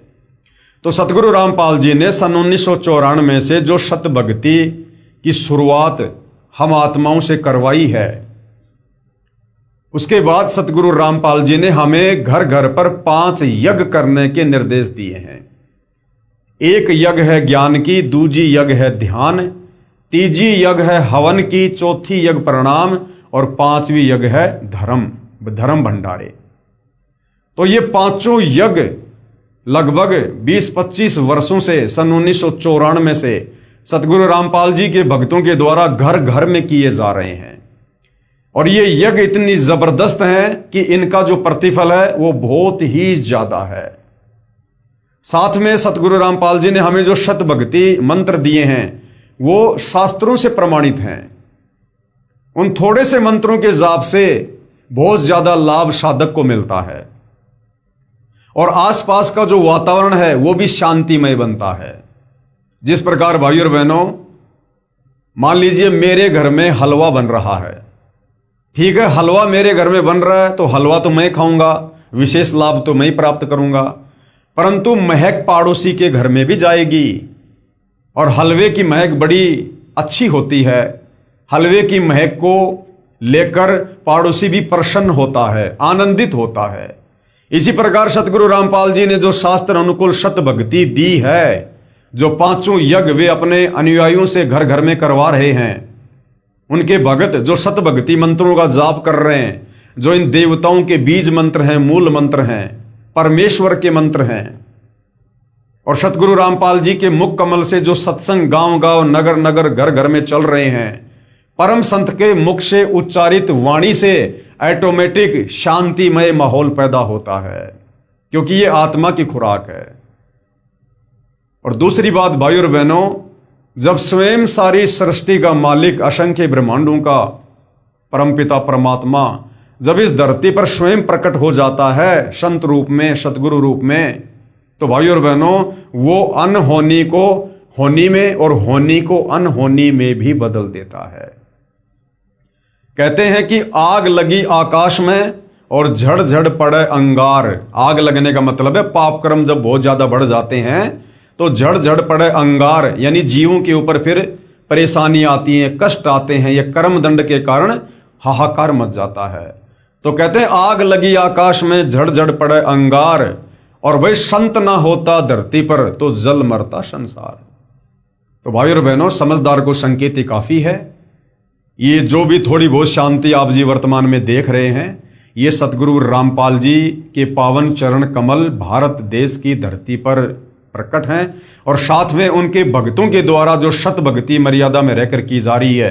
घर घर में जो हवन यज्ञ हो रहा है, 5 यज्ञ हो रही हैं, सतगुरु रामपाल जी की वाणियां चल रही हैं, इससे भाई और बहनों ये 2028 तक ये माहौल थोड़ा शांतिमय है। लेकिन पूरा विश्व इस भक्ति को इतनी आसानी से स्वीकार नहीं करेगा। इसलिए भाई और बहनों 2028 तक अशांति होना भी जरूरी है। जो लोग इस भक्ति को स्वीकार नहीं करेंगे, धर्म कर्म नहीं करेंगे, वो लोग इस संसार को छोड़कर जाएंगे। अर्थात यहां पर बहुत ही कम जनसंख्या शेष रह जाएगी। आप जी भविष्य मालिका में भी देखते हैं किस प्रकार से भविष्यवाणियां की हुई हैं कि पूरे विश्व की जनसंख्या मात्र 64 करोड़ रह जाएगी, जो वर्तमान में लगभग 800 करोड़ के आसपास है। तो विचार कीजिए भाई और बहनों किस स्तर पर जनहानि होगी। अब भाई और बहनों हम ये भी नहीं कह सकते कि मात्र 64 करोड़ ही बचेंगे, क्योंकि परमात्मा स्वयं धरती पर सतगुरु रामपाल जी के रूप में प्रकट हैं, और ये परमात्मा कुछ भी कर सकता है। ये तिल की ओट में पहाड़ को भी छुपा सकता है। तो भाई और बहनों, जिन्होंने अपना बचाव करना है, अपने परिवार का बचाव करना है, और विशेष तौर पर भाई और बहनों अपनी आत्मा का कल्याण करवाना है, तो समय रहते सतगुरु रामपाल जी के सत्संगों को सुनकर समझकर उनकी शरण में जरूर आना चाहिए। परंतु भारत का एक महापुरुष संपूर्ण विश्व को मानवता के एक सूत्र में बांध देगा। वह हिंसा, फूट, दुराचार, कपट आदि संसार से सदा के लिए मिटा देगा। अमेरिका के भविष्यवक्ता श्री चार्ल्स क्लार्क के अनुसार 20वीं सदी के अंत से पहले, यानी सन 2000 से पहले, एक देश विज्ञान की उन्नति में सब देशों को पछाड़ देगा, यानी अमेरिका। परंतु भारत की जो प्रतिष्ठा है विशेषकर इसके धर्म और दर्शन से होगी। लेकिन भारत देश की जो पहचान होगी वो विज्ञान से नहीं होगी, अध्यात्म से होगी, भक्ति मार्ग से होगी, और वो आने वाले समय में 2028 के बाद होगी, जिससे पूरा विश्व अपना लेगा। ये धार्मिक क्रांति 21वीं सदी के प्रथम दशक में संपूर्ण विश्व को प्रभावित करेगी और मानव को आध्यात्मिकता पर विवश कर देगी। यानी सन 2010-12 तक सतगुरु रामपाल जी ने सर्व धर्मों के धर्मशास्त्र दिखा कर अपने सत आध्यात्मिक ज्ञान को आप और हमारे सामने प्रमाणित करके रख दिया है, छोड़ दिया है। CD, DVD, memory card, YouTube पर आपको सत्संग मिल जाएंगे। नंबर 7, हंगरी की महिला ज्योतिषी बोरिस्का के अनुसार सन 2000 ईस्वी से पहले उग्र परिस्थितियों, हत्या और लूटमार के बीच ही मानवीय सद्गुणों का विकास एक भारतीय फरिश्ते के द्वारा भौतिकतावाद से सफल संघर्ष के फलस्वरूप होगा, जो चिरस्थायी रहेगा। इस आध्यात्मिक व्यक्ति के बड़ी संख्या में छोटे छोटे लोग ही अनुयायी बनकर भौतिकतावाद को आध्यात्मिकता में बदल देंगे। इस आध्यात्मिक महापुरुष के व्यक्ति की जगह महापुरुष, इस आध्यात्मिक महापुरुष के बड़ी संख्या में छोटे छोटे लोग ही अनुयायी बनकर, छोटे छोटे लोग का मतलब है जो मीडियम क्लास से होंगे, जो बहुत ज्यादा कोई राजनीतिक कोई पदों पे नहीं होगा, बहुत बड़ा कोई सेठ नहीं होगा, साहूकार नहीं होगा, जो बेचारे अपनी मेहनत मजदूरी, अपनी कोई किसानी करके, छोटा मोटा रोजगार करके अपना जीवन यापन जो कर रहे हैं, वो लोग सबसे पहले सतगुरु रामपाल जी की शरण में आएंगे। उन लोगों को यहां पर छोटे छोटे लोग कहा गया है। तो वो क्या करेंगे? भौतिकतावाद को त्याग कर आध्यात्मिकता में वो सबसे पहले अपने आप को ढालेंगे। जैसे वर्तमान में ये दुनिया भौतिकतावाद के पीछे दौड़ रही है, विकास कर लो, विकास कर लो, बड़ी बड़ी बिल्डिंगें खड़े करना, लोगों ने सोच लिया कि यही विकास होता है। लंबी लंबी सड़कें बना बना के छोड़ देना, लोगों ने सोच लिया बस इसी का नाम विकास है। अरे भैया, कल को 2 साल अगर बरसात नहीं हुई, ये दुनिया खाने के दाने के लिए तरसेगी। वो बिल्डिंगें नहीं देंगी, वो परमाणु बम नहीं देंगे, ये लंबी लंबी रोडें हमें खाने को नहीं देंगी। असल में विकास करना चाहिए था इंसान को अपनी इंसानियत का, अपनी मानवता का। और हम विकास समझ रहे हैं इस विज्ञान के माध्यम से जो आविष्कार कर लिए, भौतिक सुख सुविधा के साधन बना लिए, हम इनको विकास की संज्ञा दे रहे हैं। लेकिन कब तक? जब तक हमें आध्यात्मिक ज्ञान नहीं होगा। तो सतगुरु रामपाल जी के जो अनुयायी होंगे वो भौतिकतावाद से दूर हटेंगे और वो आध्यात्मिकतावाद में ज्यादा आगे बढ़ेंगे। नंबर 8, फ्रांस के डॉक्टर जूल वर्न के अनुसार सन 1990 के बाद यूरोपीय देश भारत की धार्मिक सभ्यता की ओर तेजी से झुकेंगे, क्योंकि यूरोपीय देश भाई और बहनों विज्ञान के बलबूते पर विकास कर करके थक चुके हैं। उन्होंने विकास के नाम पर दुनिया के विनाश का सामान तैयार किया है। अब भाई और बहनों, ये विज्ञान इंसान को शांति नहीं दे सकती। अरे चाहे यूरोप का हो, चाहे इंग्लैंड का हो, चाहे अमेरिका का हो, आत्मा तो सब परमात्मा की है और आत्मा को चाहिए परमात्मा। जब तक परमात्मा नहीं मिलेगा, सत भक्ति नहीं मिलेगी, जो कि आत्मा की खुराक है, तब तक ये आत्मा चैन से बैठ नहीं सकती। चाहे कितनी ही विज्ञान से उन्नति कर लो, साल 2 साल 10 साल तो तुम खुशी महसूस कर सकते हो, लेकिन वो बेचैनी खत्म नहीं होगी जब तक हमें परमात्मा नहीं मिलेगा, सत भक्ति नहीं मिलेगी। तो अब क्या होगा? वो लोग भौतिकतावाद से भी थक चुके हैं, उब चुके हैं। बना बना के विज्ञान, बना बना के ये इंस्ट्रूमेंट, इंटरनेट, सैटेलाइट, ये हवाई जहाज, बड़ी बड़ी कार, बड़ी बड़ी कोठियां, वो लोग थक चुके हैं, परेशान हो चुके हैं, मेंटल होने की स्थिति में है। उनको सुख नहीं है, शांति नहीं है, चैन नहीं है उनको। उनकी संस्कृति समाप्त हो चुकी है, उनके संस्कार खत्म हो चुके हैं। तो अब क्या होगा? अब वो धीरे धीरे भारत देश की ओर बढ़ेंगे और अध्यात्म को अपनाएंगे। सन 2000 तक विश्व की आबादी 640 करोड़ के आसपास होगी। यानी भविष्यवक्ताओं ने पहले ही भविष्यवाणियां कर रखी हैं। भारत से उठी ज्ञान की धार्मिक क्रांति नास्तिकता का नाश करके आंधी तूफान की तरह संपूर्ण विश्व को ढक लेंगी। यानी सतगुरु रामपाल जी का आध्यात्मिक ज्ञान, तत्व ज्ञान धीरे धीरे 2028 के बाद पूरे विश्व में फैल जाएगा।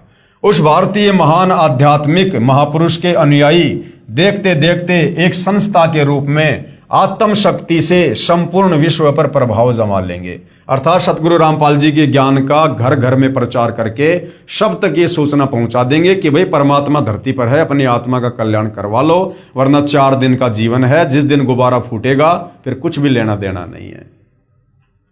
नंबर 9, फ्रांस के नास्त्रेदमस के अनुसार विश्व भर में सैनिक क्रांतियों के बाद थोड़े से ही अच्छे लोग संसार को अच्छा बनाएंगे। ये 2028 के आसपास की भविष्यवाणी है भाई और बहनों, कि विश्व भर में सैनिक क्रांतियों के बाद यानी लड़ाई झगड़े के बाद पूरी दुनिया में थोड़े बहुत ही अच्छे लोग बचेंगे। फ्रांस के नास्त्रेदमस के अनुसार विश्व भर में सैनिक क्रांतियों के बाद थोड़े से ही अच्छे लोग संसार को अच्छा बनाएंगे, जिनका महान धर्मनिष्ठ विश्व विख्यात नेता, यानी हमारे नेता कौन है? सतगुरु रामपाल जी। धार्मिक नेता कौन है? सतगुरु रामपाल जी। 20वीं सदी के अंत और 21वीं सदी की शुरुआत में किसी पूर्वी देश से जन्म लेकर, अब नास्त्रेदमस जी के अनुसार जन्म लेना, हमारे अनुसार प्रकट होकर भ्रातृवर्ती व सौजन्यता द्वारा सारे विश्व को एकता के सूत्र में बांध देगा। किसी पूर्वी देश से, तो भाई और बहनों विश्व के मानचित्र में हमारा जो भारत देश है वो पूर्वी देशों में आता है। नास्त्रेदमस शतक 1 श्लोक 50 में प्रमाणित कर रहा है, 3 ओर से सागर से यानी समुद्र से घिरे द्वीप में उस महान संत का प्राकट्य होगा। तो भाई और बहनों हमारा जो देश है वो 3 ओर से सागर से जो है वो आच्छादित है, यानी हिंद महासागर। जो देश 3 ओर से सागर से ढका होगा, समुद्र से ढका होगा, तो हमारा जो भारत देश है वो 3 तरफ जो है समुद्र से ढका हुआ है। 3 ओर से सागर से घिरे द्वीप में उस महान संत का जन्म होगा।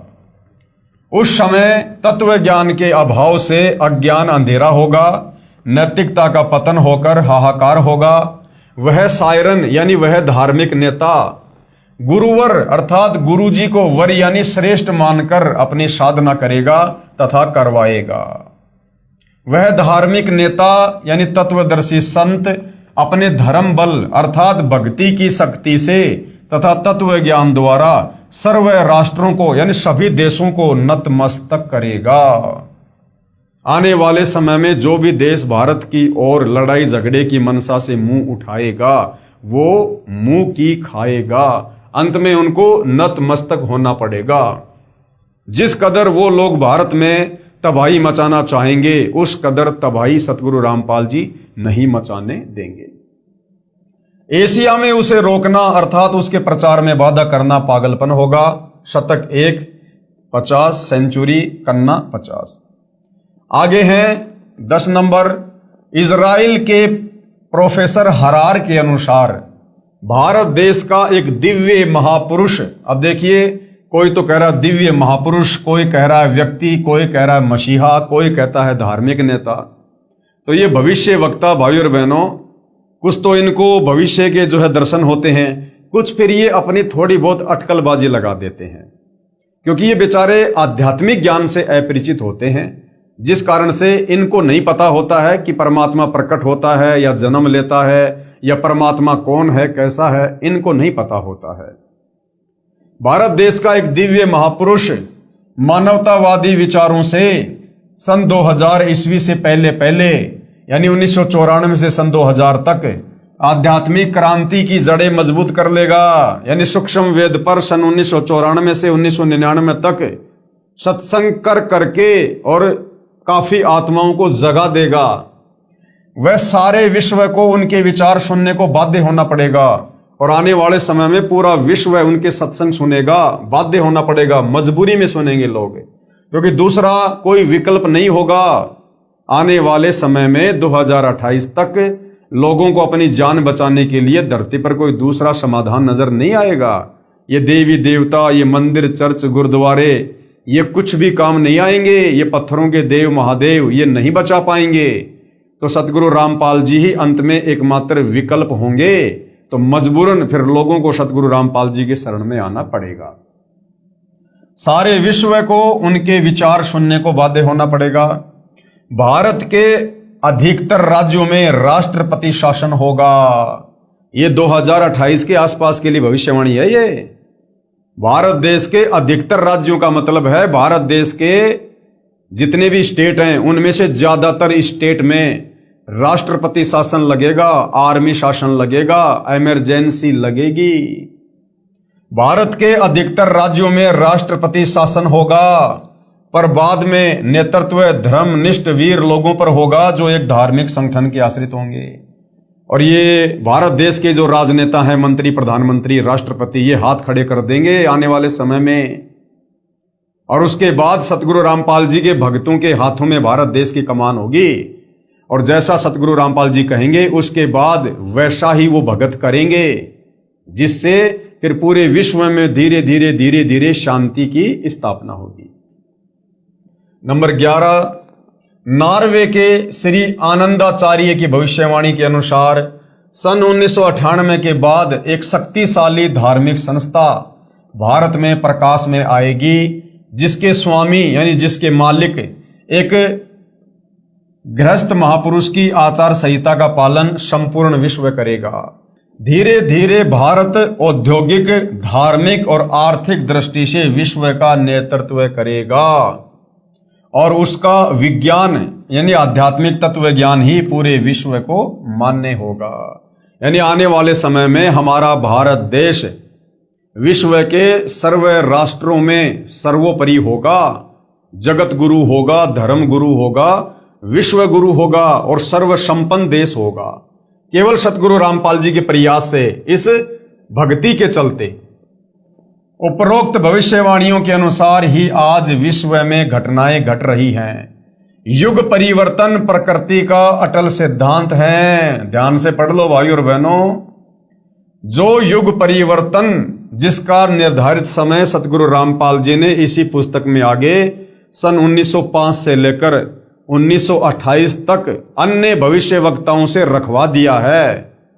तो यहां पर क्या कहा जा रहा है कि वो युग परिवर्तन प्रकृति का अटल सिद्धांत है।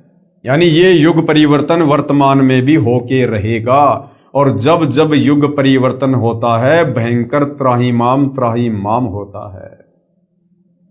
वैदिक दर्शन के अनुसार 4 युगों सतयुग, त्रेता युग, द्वापर और कलयुग की व्यवस्था है। जब पृथ्वी पर पापियों का एक छत्र साम्राज्य हो जाता है, आज हो गया भाई और बहनों, आज इन राजनेताओं का और इन पूंजीपतियों का एक छत्र साम्राज्य है। गरीब आदमी की कोई वैल्यू नहीं है, ना उसकी इज्जत सुरक्षित है, ना उसका धन सुरक्षित है, ना उसका धंधा सुरक्षित है। तो भाई और बहनों, अब वो समय आ गया है, धरती पर अधर्म और पाप बढ़ चुका है। और थोड़ी बहुत शांति जो आप महसूस कर रहे हो, ये सतगुरु रामपाल जी के पावन चरण कमलों के द्वारा है, वरना अब तक तो यहां पर महाविनाश हो जाना था। जब पृथ्वी पर पापियों का एक छत्र साम्राज्य हो जाता है तब क्या होता है? ध्यान से सुनो भाई और बहनों, हम भक्तों के लिए बहुत ही विशेष टॉपिक है। जब पृथ्वी पर पापियों का एक छत्र साम्राज्य हो जाता है तब भगवान कौन? परमात्मा कबीर देव पृथ्वी पर मानव रूप में प्रकट होता है। सतलोक से किसी को भेजता नहीं है, वो परमात्मा स्वयं धरती पर मानव रूप में प्रकट होता है। तो वर्तमान में धरती पर वो परमात्मा कबीर देव एक मानव रूप में सतगुरु रामपाल जी के नाम से स्वयं ही प्रकट है। अब इतने बढ़िया प्रमाण मिल रहे हैं भाई और बहनों, लेकिन ये विश्वास उन्हीं को होगा जिन आत्माओं के संस्कार बहुत ही मजबूत हैं, जिन्होंने अपने गुरुदेव भगवान पर पूर्णतः विश्वास कर लिया है, जिन्होंने सृष्टि रचना को कई बार सुन के और अपने मन में ये विश्वास पैदा कर लिया है कि पूज्य गुरुदेव भगवान ने जो कहा है और जो प्रमाणित करके दिखाया सर्व धर्म शास्त्रों से अपने आध्यात्मिक ज्ञान को, उसके अलावा सब यहां पर झूठ है। तो उन्हीं आत्माओं को विश्वास होगा कि वास्तव में आज इस धरती पर पूज्य गुरुदेव सतगुरु रामपाल जी के नाम से स्वयं कबीर भगवान, कबीर परमात्मा जी ही प्रकट हैं। यानी सतगुरु रामपाल जी कबीर जी के कोई अवतार, उनके द्वारा भेजे गए दास या उनके द्वारा सतलोक से भेजी गई कोई आत्मा नहीं है, ये स्वयं ही परमात्मा है। मानवता के इस पूर्ण विकास का काम अनादिकाल से भारत ही करता आया है। मानवता के इस पूर्ण विकास का काम यानी आत्मा को आध्यात्मिक ज्ञान देकर, सतभक्ति देकर जागृत करने का काम, आप और हमें सतभक्ति मार्ग देकर अपने परमपिता परमेश्वर के विषय में जानकारी देने का काम ये भारत देश ही करता आया है। क्योंकि गुरुदेव भगवान बार बार कहते हैं कि बच्चों, ये जो भारत देश है ये अध्यात्म की यूनिवर्सिटी है। परमात्मा यहीं से अपने मार्ग की हर युग में शुरुआत करते हैं। मानवता के इस पूर्ण विकास का काम अनादिकाल से भारत ही करता आया है। इसी पुण्य भूमि पर अवतारों का अवतरण अनादिकाल से होता आ रहा है। लेकिन कैसी विडंबना है कि ऋषि मुनियों, महापुरुषों व अवतारों के जीवन काल में उस समय के शासन व्यवस्था व जनता ने उनकी दिव्य बातों व आदर्शों पर ध्यान नहीं दिया और उनके अंतर ध्यान होने पर यानी उनके जाने पर दुगने उत्साह से उनकी पूजा शुरू करके पूजने लग जाते हैं। यानी कोई भी महापुरुष जब इस धरती पर प्रकट होता है हम आत्माओं के भले के लिए, हमारे उपकार के लिए, तो उस समय जो वर्तमान समय की शासन व्यवस्था होती है यानी उस समय के जो राजा होते हैं और उस समय की जो जनता होती है, उस समय तो उन महापुरुषों के साथ में वाद विवाद करेगी, लड़ाई झगड़ा करेगी कि तेरे को किसने भगवान बना दिया, भगवान तो निराकार है, तो हमारे जैसा इंसान है, मां के गर्भ से जन्म लेके आया है। उनकी बातों पर कोई विशेष ध्यान नहीं देता है। जैसे आज से पहले 4 युगों में कबीर परमात्मा जी सतलोक से चलकर इस धरती का उद्धार करने के लिए, हमें आध्यात्मिक सुख और लाभ देने के लिए आए। सतयुग में सत सुकृत ऋषि के नाम से आए। मनु ने उनका नाम ही वामदेव रख दिया कि तू तो वेदों के उल्टा ज्ञान दे रहा है। उनकी बातों पर लोगों ने यकीन नहीं किया, विश्वास नहीं किया, वाद विवाद किया। उसके बाद त्रेता युग में कबीर परमात्मा मुनिंद्र नाम से आए, द्वापर में करुणामय ऋषि के नाम से आए और कलयुग में 650 साल पहले अपने ओरिजिनल नाम कबीर देव के नाम से आए, जिनको हम कबीर जी कहते हैं, कबीर साहिब कहते हैं। तो चारों युगों में किसी ने भी विशेष तौर पर कबीर परमेश्वर की बातों पर गौर नहीं किया और आत्म कल्याण से वंचित रहे और उनके जाने के बाद आज उनकी महिमा कर रहे हैं। त्रेता युग में रामचंद्र जी आए, जैसा भी ज्ञान ध्यान समाधान लेकर आए थे, लोगों ने वो भी फायदा नहीं उठाया, उनके साथ में लड़ाई झगड़ा करने में लगे रहे, उनकी निंदा चुगली करने में लगे हुए। द्वापर में श्री कृष्ण जी आए, जैसा ज्ञान ध्यान समाधान लेकर आए थे, लोग उसका भी फायदा नहीं उठा पाए, उनके साथ लड़ाई झगड़े में लगे रहे, मार पिटाई में लगे रहे। कभी कंस आ रहा है, कभी पूतना, कभी केसी, कभी चानौर, कभी काल्यावन, कभी शिशुपाल, ठंडा पानी नहीं पीने दिया। अंत में मृत्यु भी उनकी पैर में जहरीला तीर लगने से हुई। श्री रामचंद्र जी ने अंत में सरयू नदी में छलांग मार के आत्महत्या की, जिसको लोग जल समाधि कहते हैं। और आज उनके चले जाने के बाद दुगने जोश से उनके मंदिर बना बना के, धाम बना बना के, तीर्थ बना बना के आज हम उनकी पूजा शुरू कर रहे हैं। भैया अब क्या मिलेगा? अब क्या मिलेगा? अरे भैया, पत्थर की गाय या भैंस कभी दूध दे सकती है क्या? डॉक्टर जब तक जिंदा है, जीवित है, तब तक उसके पास जाओ, अपनी समस्या लेकर जाओ, तुम्हारी नब्ज देखेगा, तुम्हें रोग की दवा देगा, तुम स्वस्थ होगे। अब डॉक्टर के मरने के बाद उसकी पत्थर की मूर्ति बनाओ, चाहे उसका मंदिर बनाओ, और जाकर कितना रोध हो, वो पत्थर की मूर्ति कोई राहत, कोई लाभ नहीं दे सकती है। तो हमें समझाया जा रहा है कि जो गलतियां हम युगों युगों से करते आ रहे हैं, कम से कम इस समय तो उस गलती को ना दोहराओ, इतिहास से शिक्षा लो और वर्तमान में महापुरुष को पहचानो, उनके साथ वाद विवाद मत करो, लड़ाई झगड़ा मत करो, व्यर्थ की दुनिया की बातों में आकर निंदा चुगली मत करो, पाप के भागी मत बनो। पहले से ही हम घोर पापों से लदे हुए हैं, क्योंकि ये कलयुग है। हमारे पुण्य 3 युगों में समाप्त हो चुके हैं। अब हर किसी की गाड़ी में केवल पाप कर्म लदे हुए हैं। ऊपर से संतों का अनादर करके, निंदा करके और ज्यादा पाप कर्मों की हम गठरी बांध रहे हैं। तो ऐसा करने से महादुखी हो जाएंगे।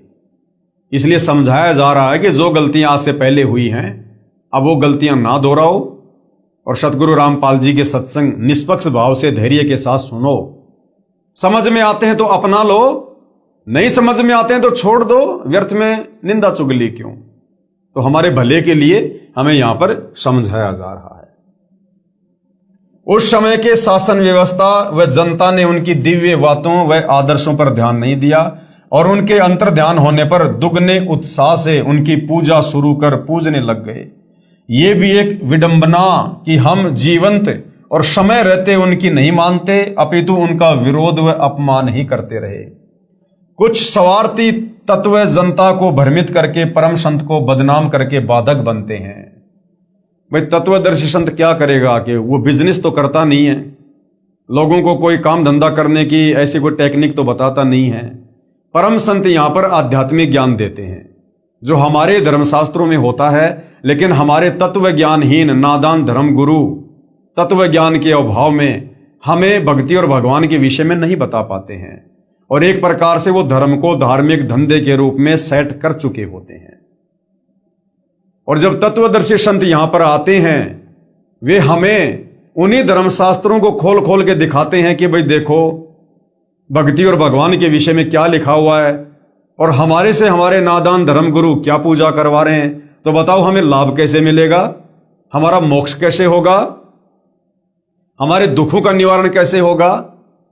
और जब जनता उस तत्वदर्शी संत की बातों पर ध्यान देती है और उसके बताए अनुसार सत साधना करती है तो वो अद्वितीय लाभ प्राप्त करने लग जाती है, जिसके चलते उन नकली संतों को चिंता होने लग जाती है कि यदि सारे लोग उस तरफ चले गए तो फिर हमारा धंधा कैसे चलेगा, हमारे बच्चे कैसे पढ़ेंगे। जब पाखंडी खत्म हो जाएगा फिर पाखंडियों का क्या सहारा। जिस कारण से वो ज्ञानहीन धर्म गुरु उस तत्वदर्शी संत के खिलाफ जनता को गुमराह करके भड़का देते हैं और उस महापुरुष का विरोध करवा देते हैं, जनता को भी पाप का भागी बना देते हैं और फिर स्वयं भी अंत में नरक के भागी बनते हैं। तो हमें इतिहास पहले बताया जा रहा है ताकि वर्तमान में हम वो गलतियां करने से बचें। अपितु उनका विरोध व अपमान ही करते रहे। कुछ स्वार्थी तत्व जनता को भ्रमित करके परम संत को बदनाम करके बाधक बनते हैं। यह उक्ति हर युग में चरितार्थ होती आई है और आज भी हो रही है। यानी सन 2006 में करोथा कांड हुआ, सतगुरु रामपाल जी ने क्या किया, वही किया जो चारों युगों में आकर वो करते हैं। समाज में पहले से जो शास्त्र विरुद्ध ज्ञान का प्रचार प्रसार अज्ञानी काल प्रेरित धर्म गुरुओं के द्वारा जबरदस्त तरीके से कर दिया गया होता है, हर जगह पाखंड पूजा होती है। सतगुरु रामपाल जी ने उस पाखंड पूजा का विरोध किया अपने सत्ज्ञान आधार से, सत्संग कर करके, शास्त्र प्रमाणित ज्ञान दे दे के, सर्व धर्म शास्त्रों से उन अज्ञानी धर्म गुरुओं की पोल खोल खोल के कि भाई देखो ये जो धर्म गुरु हैं मकसद इनका भी कुछ गलत नहीं, ये भी निकले तो जनता के उपकार के लिए थे, लेकिन इन लोगों के पास में शास्त्र अनुकूल साधना नहीं है। ये लोग सृष्टि रचना से अपरिचित हैं, इनको कोई तत्वदर्शी संत नहीं मिला, जिस कारण से ये खुद भी गुमराह हैं और समाज को भी उल्टा मार्गदर्शन दे रहे हैं, विशेषकर अध्यात्म में शास्त्रों के विरुद्ध। तो वो जो नादान धर्मगुरु होते हैं वो भड़क जाते हैं कि अगर सारी जनता सतगुरु रामपाल जी के अनुसार चल पड़ी तो फिर हमारे पास में कौन आएगा, और हमारे पास में कोई नहीं आएगा तो फिर हमारा कारोबार कैसे चलेगा, हमारा परिवार कैसे पड़ेगा फिर। जिस कारण से वो स्वार्थी धर्मगुरु जनता को भ्रमित कर देते हैं और जो है उस महापुरुष का विरोध करवा देते हैं। तो भाई और बहनों, सन 2006 में जो करोथा कांड हुआ उसका एक मुख्य कारण यह भी था कि महर्षि दयानंद जी जो आम जनता में महर्षि की उपाधि प्राप्त थे, जबकि उनको वेद ज्ञान बिल्कुल भी नहीं, केवल उनको संस्कृत भाषा का ज्ञान था, उनको तत्व ज्ञान नहीं था, जिस कारण से वो वेदों का निष्कर्ष निकालकर समाज को नहीं दे पाए, नहीं बताए। वो ये नहीं बता पाए कि वास्तव में भगवान कौन है, परमात्मा कौन है, किसकी भक्ति करनी चाहिए, कौन से वो मंत्र हैं जो हमारे शास्त्रों में हैं जिनका हमें जाप करना चाहिए। और वेदों के विरुद्ध व्याख्या समाज को देकर वो चले गए। पूरा समाज उनको महर्षि मानकर उन पर आधारित हो गया। अब सतगुरु रामपाल जी ने आकर जब उनके वेद ज्ञान को अपने उस अमर तत्व ज्ञान से कंपेयर करके समाचार पत्रों के माध्यम से, टीवी चैनलों के माध्यम से दिखाया कि भाई देखो, महर्षि दयानंद जी अपनी सत्यार्थ प्रकाश पुस्तक में जो कहा करते थे कि ये पुस्तक वेदों के अकॉर्डिंग है, इस पुस्तक में जो भी लिखा है वेदों के अनुसार लिखा है, तो सतगुरु रामपाल जी ने चारों वेदों को भी सामने कर दिया और सत्यार्थ प्रकाश को भी जो है जनता के सामने कर दिया कि देख लो भाई, इस सत्यार्थ प्रकाश में लिखा गया ज्ञान वेदों के अनुसार तो 1% भी नहीं है, 1% भी। तो लोग रह रहकर सतगुरु रामपाल जी की शरण में आने लगे और शत भक्ति करने के चलते अद्वितीय आध्यात्मिक लाभ प्राप्त करने लगे, जिस कारण से आर्य समाज के जो चंद जो धर्म गुरु हैं, अब उनकी रोजी रोटी पे समस्या आ गई। उन्होंने जनता को सतगुरु रामपाल जी के विपरीत भड़काना शुरू कर दिया, जिस कारण से करोथा कांड हुआ। उसके बाद सन 2014 में बरवाला कांड हो गया। उसकी भी राम कहानी कुछ ऐसी मिलती जुलती है। आप मेरे बाकी वीडियो देख सकते हैं, आपको भली भांति समझ में आ जाएगा। तो कहने का मतलब है, जब कोई महापुरुष धरती पर आता है उस समय हमें उनके विचारों से पहले भली भांति परिचित होना चाहिए। चलो, आज से पहले तो हमारे पूर्वज अनपढ़ थे, अशिक्षित थे, इन धर्म गुरुओं के सामने बेचारों की बोलने की हिम्मत नहीं होती थी। अरे अब तो सतगुरु रामपाल जी ने सबकी धोती सी धो दी, इनको मुंह छुपाने के लिए जगह नहीं है। ऊपर से हमारे को अक्षर ज्ञान युक्त कर दिया, सभी धर्मशास्त्रों को सार्वजनिक करवा दिया। पहले धर्मशास्त्र हर जगह नहीं मिला करते थे, अब तो आपको हर मार्केट में, हर गली में, हर दुकान में मिल जाएंगे। ऊपर से सतगुरु रामपाल जी ने विज्ञान के द्वारा इन संस्कृत भाषा में लिखे धर्मशास्त्रों को हर भाषा में ट्रांसलेट करवा दिया, अनुवाद करवा दिया।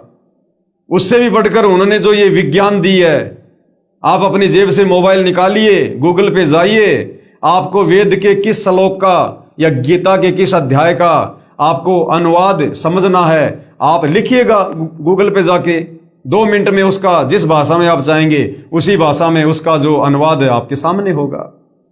तो इतना सरल कर दिया, इतना आसान कर दिया अध्यात्म को समझना। तो अब तो कम से कम किसी के बहकावे में मत आइए, अब तो कम से कम अपनी बुद्धि विवेक का इस्तेमाल कीजिए। पहले किसी महापुरुष के विचारों से भली भांति परिचित होइए। जब तक आप किसी के सत्संग नहीं सुनेंगे, किसी के विचार नहीं सुनेंगे, आप कैसे निर्णय कर सकते हैं कि कौन सही है और कौन गलत है? तो उसके बाद ही फिर आगे कोई कदम इंसान को उठाना चाहिए, अन्यथा हम पाप के भागी बनते हैं। तो यह गलती कम से कम वर्तमान की जो पीढ़ी है उसने नहीं करनी चाहिए। जो महापुरुष हजारों कष्टों को सहन कर अपनी तपस्या व सत्य पर अडिग रहता है, उसकी बात असत्य नहीं हो सकती। सत्य पर अडिग रहते हुए ईसा मसीह ने अपने शरीर में कीलों की भयंकर पीड़ा झेली। शुक्रात ने जहर का प्याला पिया। श्री राम तथा श्री कृष्ण जी को भी यातनाओं का शिकार होना पड़ा। और ईसा मसीह ने फिर जाते जाते क्या कुछ कहा। ईसा मसीह ने कहा था कि पृथ्वी और आकाश टल सकते हैं, सूर्य का अटल सिद्धांत है, उदय अस्त वो भी निरस्त हो सकता है, लेकिन मेरी बातें कभी झूठी नहीं हो सकती। मेरी बातें कभी झूठी नहीं हो सकती। तो कौन कौन सी वो बातें हैं जो आने वाले युग परिवर्तन के समय में घटित होंगी, उसके ऊपर भी दास ने एक 4 घंटे का वीडियो बाइबल से बना रखा है। आप जी सोशल मीडिया पर जाकर देख सकते हैं। सजनों, यदि आज के करोड़ों मानव उस परम तत्व के ज्ञाता संत को ढूंढकर स्वीकार कर उसके बताए पथा अनुसार अपनी जीवन शैली को सुधार लेंगे, तो पूरे विश्व में सद्भावना, आपसी भाईचारा, दया तथा सद्भक्ति का वातावरण हो जाएगा। अब भाई और बहनों, आप लोगों ने तो उस परम तत्व के ज्ञाता संत को ढूंढने की आवश्यकता भी नहीं है, उनकी खोज हो चुकी है। और वैसे उनको कोई खोज नहीं सकता। परमात्मा को कौन खोज लेगा? किसकी औकात है? वो तो स्वयं आकर यहां अपनी जानकारी देते हैं, स्वयं ही अपनी पहचान करवाते हैं। वो स्वयं ही आकर हमें अपना हाथ पकड़ाते हैं। उस परमेश्वर को कोई ढूंढ नहीं सकता, कोई खोज नहीं सकता। ये सतयुग त्रेता द्वापर से हमारे साधु संत महात्मा ऋषि, जिनकी लाखों और हजारों वर्षों की उम्र हुआ करती थी, जंगलों में जा जाके शरीर को गड़ा गड़ा के नष्ट हो गए। उनको तो 21 ब्रह्मांड के नकली भगवान काल की छाया के दर्शन भी नहीं हुए। वो तो आज तक काल के दर्शन भी नहीं कर पाए। उस परमेश्वर को ढूंढना खोजना ये इंसान की कल्पनाओं से भी बाहर की बात है। ये तो वर्तमान समय में इस पृथ्वी के मानव समाज का परम सौभाग्य है जो परमात्मा स्वयं सतलोक से चलकर धरती पर प्रकट हैं और रह रहकर आप और हमारे तक अपनी जानकारी पहुंचा रहे हैं। हमें सहज में ये सत भक्ति मार्ग देकर हमारी आत्मा का कल्याण करना चाह रहे हैं। और अगर इस सु अवसर को भी हम नादानों ने ठुकरा दिया तो फिर अनंत युगों के लिए लक 84 योनि में गधे कुत्ते बनकर असहनीय पीड़ा भोगेंगे। तो समझदार व्यक्ति कभी भी ऐसी आपत्ति मोल नहीं लेगा और परम संत के वचनों को सुनेगा, समझेगा और उनकी शरण में आकर अपनी आत्मा का कल्याण करवाएगा। वर्तमान का मानव बुद्धिजीवी है। क्यों है? क्योंकि वर्तमान का समय विशेष है। ये कलयुग की बिचली पीढ़ी है, मोक्ष का प्राइम टाइम है जो परमात्मा कबीर साहिब जी ने पहले से निर्धारित किया हुआ था। और इस समय ही परमात्मा ने इस जीव को इतनी सुविधा देनी थी। जैसे ये विज्ञान है, टेक्नोलॉजी है, तरह तरह के ये वैज्ञानिक जो ये उपकरण है, TV, radio, internet, satellite, aeroplane, helicopter और भी बहुत सारी सुख सुविधा, एसी, पंखे, ये कूलर वगैरह, मोटरसाइकिल वगैरह। भाई और बहनों, आज से पहले क्यों नहीं थी ये?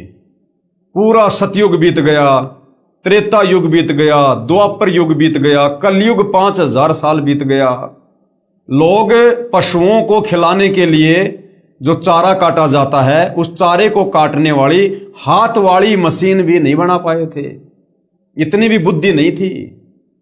और अब परमपिता परमेश्वर जी ने जब ठीक का समय आया तो अपने रिमोट से इंसान को बुद्धि दे दी और परमेश्वर ने विज्ञान का आविष्कार करवा दिया, तरह तरह के वैज्ञानिक उपकरण बनवा दिए। अरे भाई, जिस मटेरियल से ये वैज्ञानिक उपकरण बनाए गए हैं, ये मटेरियल तो सतयुग में भी था, त्रेता युग में भी था, द्वापर में भी था।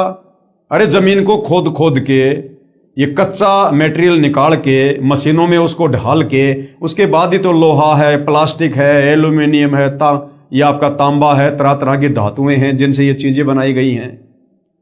तो ये सारी चीजें तो धरती में सतयुग में भी थी, त्रेता में भी थी, द्वापर में भी थी। लेकिन भाई और बहनों, परमेश्वर ने वर्तमान का जो समय है इसी को भक्ति के लिए सेलेक्ट किया हुआ था और ये सारी सुविधा गुरुदेव भगवान ने वर्तमान में ही हमको देनी थी इस भक्ति में सहयोग के लिए, ताकि हमारा समय व्यर्थ ना हो और हम ज्यादा समय भक्ति को दें, परमात्मा के सुमरण को दें। लेकिन काल ने इस विज्ञान का दुरुपयोग किया, आप और हमें केवल माया की दौड़ में लगा दिया, भौतिकतावाद में उलझा के रख दिया। लेकिन अब वो समय आ गया है। अब कबीर परमेश्वर सतगुरु रामपाल जी के आशीर्वाद से, उनके सत ज्ञान से परिचित होकर अब दुनिया परमेश्वर के द्वारा प्रदान की गई इन तमाम भौतिक वस्तुओं का इस भक्ति मार्ग में सदुपयोग करेगी। तो अब वो समय आया है भाई और बहनों। वर्तमान का मानव बुद्धिजीवी है, इसलिए उस संत के विचारों को अवश्य स्वीकार करेगा तथा धन्य होगा। वह संत है जगत गुरु तत्वदर्शी सतगुरु रामपाल जी महाराज। और कृपया पढ़िए सतगुरु रामपाल जी महाराज की संक्षिप्त जीवनी जो सर्व भविष्यवाणियों पर खरी उतर रही है। तो भाई और बहनों, आज आप और हमें कबीर परमेश्वर सतगुरु रामपाल जी ने मनुष्य जन्म देकर जो विशेष बुद्धि प्रदान की है, हमने उसका विशेष फायदा इस अध्यात्म को समझकर उठाना चाहिए। भाई, जैसे त्रेता युग में रामचंद्र जी आए, क्या आप और हम वर्तमान के इंसानों से रामचंद्र जी में ज्यादा बुद्धि नहीं होगी? अरे त्रेता युग का समय कितना अच्छा माहौल होगा, धरती पर जंगल होंगे, बढ़िया शुद्ध वातावरण होगा, बढ़िया ऑक्सीजन होगी। ये वर्तमान की तरह गाड़ी घोड़ों की, एसी की, इस प्रकार के भौतिक संसाधनों की ये भागा दौड़ नहीं थी। लोग बड़े सदाचारी थे, नेक नीति ईमानदारी से जीवन यापन करते थे, भगवान से डरते थे। वेदों के अनुसार भक्ति करते थे, धर्म कर्म को लोग जानते थे। ये वर्तमान की तरह लोग पैसे के पीछे नहीं भागा करते थे। तो सोचिए त्रेता युग का समय और स्वयं धरती पर विष्णु जी रामचंद्र रूप में, वो विष्णु अवतार रामचंद्र जी। क्या आज हम इस कलयुग के इंसान जो हर प्रकार से विषय विकारी हैं, बुराइयों में घिरे हुए हैं, लोभ लालच हमारे अंदर भरा हुआ है, क्या आप और हमारे अंदर श्री रामचंद्र जी से भी ज्यादा बुद्धि है क्या? जो हमने ये वैज्ञानिक उपकरण बना लिए होंगे, हमारी बुद्धि उन त्रेता युग के मनुष्यों की तुलना में ऊंट के मुंह में जीरे के बराबर भी नहीं है। हम नेक नीति, ईमानदारी में, इंसानियत में, मानवता में श्री रामचंद्र जी और जो त्रेता युग में जो इंसान थे उनके पैर के नाखून के बराबर भी नहीं है। तो फिर वर्तमान का इंसान अपनी बुद्धि से, अपने स्तर से इस विज्ञान को कैसे बना सकता है? कैसे हेलीकॉप्टर बना सकता है? कैसे वायुयान बना सकता है? जब श्री रामचंद्र जी नहीं बना पाए, क्या उनको एरोप्लेन की आवश्यकता नहीं थी? अरे जब उनकी पत्नी को रावण उठाकर ले गया था और उन्होंने सेना लेकर जानी थी लंका में, तो चाहते तो वो भी एरोप्लेन बना लेते, हेलीकॉप्टर बना लेते। उनको समुद्र पे वो पुलिया बनाने की आवश्यकता क्यों? क्या उनको जरूरत नहीं थी क्या एरोप्लेन की? लेकिन उस समय परमात्मा ने ये विज्ञान नहीं देनी थी, इंसान को ये बुद्धि नहीं देनी थी। ये समय परमात्मा ने वर्तमान का निश्चित किया हुआ था। ये वर्तमान में ही परमेश्वर ने सब कुछ करना था। तो भाई और बहनों, इस विज्ञान के दम पर इंसान जो भगवान को भूल चुका है कि विज्ञान ही सब कुछ है, वो भाई बहुत बड़ी भूल में है, बहुत बड़ी भूल में। ये इंसान के दिमाग की खोज नहीं है। अगर इंसान ने करना होता तो इंसान तो 40 लाख साल से, सतयुग से इसी धरती पर था और बड़े बड़े इंसान, बड़े बड़े महापुरुष, साधु संत महात्मा ऋषि होकर चले गए। वो भी ये उपकरण नहीं बना पाए जो दया परमपिता परमेश्वर ने वर्तमान में इस भक्ति मार्ग में सहयोग के लिए आप और हमें प्रदान की है। इन वैज्ञानिकों को सद्बुद्धि देकर परमात्मा ने जो ये आविष्कार करवाए हैं। कौन परमात्मा? कबीर देव। कौन कबीर देव? वर्तमान में सतगुरु रामपाल जी। तो भाई और बहनों, आज परम पूज्य परमेश्वर सतगुरु रामपाल जी आप और हमारी आत्मा के कल्याण के लिए, हमारे मोक्ष के लिए किसी प्रकार से कोई कमी, कोई कसर नहीं छोड़ रहे हैं। तो आप और हमारी भी जिम्मेदारी बनती है कुछ 2 कदम आगे बढ़ने की, बुद्धि विवेक का इस्तेमाल करने की। पहचानो अपने परमपिता परमेश्वर जी को। इस काल ने हमें जाति और धर्मों की दीवारों में बांध के रख दिया। ये सर्व के तारणहार हैं, सर्व के उद्धारक हैं, सबके शुभ चिंतक हैं, क्योंकि सतगुरु रामपाल जी सर्व सृष्टि के रचयिता हैं। सभी आत्माओं को इन्होंने अपने वचन से उत्पन्न किया था सतलोक में। सृष्टि रचना पढ़ोगे तब आपको समझ में आएगा। तो ये असल में हमारे पिता हैं, हमारी आत्मा के पिता हैं। और यदि हमने इनको इस समय इनके ज्ञान को समझकर ना पहचाना, तो भाई और बहनों, फिर हम लंबे समय के लिए इस काल बलि के 21 ब्रह्मांड में यहीं पर असहनीय कष्ट और पीड़ाओं का सामना करने के लिए छोड़ दिए जाएंगे। आज मनुष्य जन्म में है, ये 184 योनियां भोगने के बाद मिलता है ये चोला। मानव जन्म दुर्लभ है, ये मिले न बारंबार, जैसे पेड़ से पत्ता टूट जाए भंवर न लगता डार। हम 184 योनियां भोगने के बाद आए इस मनुष्य जन्म में। एक चक्कर 184 का काटने के बाद मिलता है, ये परमात्मा का विधान है। कोई ये ना समझे मैं आज राष्ट्रपति हूं, प्रधानमंत्री हूं, गांव का सरपंच हूं, बहुत बड़ा पैसे वाला हूं, मैं बड़ी सेलिब्रिटी हूं, मैं कोई क्रिकेटर हूं, कोई हीरो हूं, तो मैं तो पहले भी ऐसा ही था और मैं तो आगे भी ऐसा ही रहूंगा। आप चाहे वर्तमान में देश के राष्ट्रपति हो, चाहे फिल्मी हीरो हो, चाहे कितने बड़े धनपति और कुबेरपति हो, अगर वर्तमान में सतगुरु रामपाल जी से उपदेश लेकर भक्ति का बीज नहीं बोया, तो अगले जन्म में सीधे 184 योनि में गधे, कुत्ते, सुअर बनकर गोबर खाओगे। आप लोग इस काल बलि के षड्यंत्र से परिचित नहीं हो अभी, क्योंकि अभी आप अध्यात्म से दूर हो। अभी आपको सृष्टि रचना का ही नहीं पता। जब तक हम इस काल की 21 ब्रह्मांड की गंदी व्यवस्था से परिचित नहीं होंगे, हमारी भक्ति में रुचि बनेगी नहीं। और रुचि नहीं बनेगी तो इसी प्रकार हम संतों का विरोध करके अपने कर्म फोड़ते रहेंगे। और ये अनमोल मनुष्य जन्म जो परमात्मा ने दिया, जिसकी कोई कीमत ही नहीं हो सकती, हम इसको यूं ही कोडियों के भाव बर्बाद करके, दो रोटी के चक्कर में, झूठी मान बढ़ाई के चक्कर में समाप्त करके निकल लेंगे।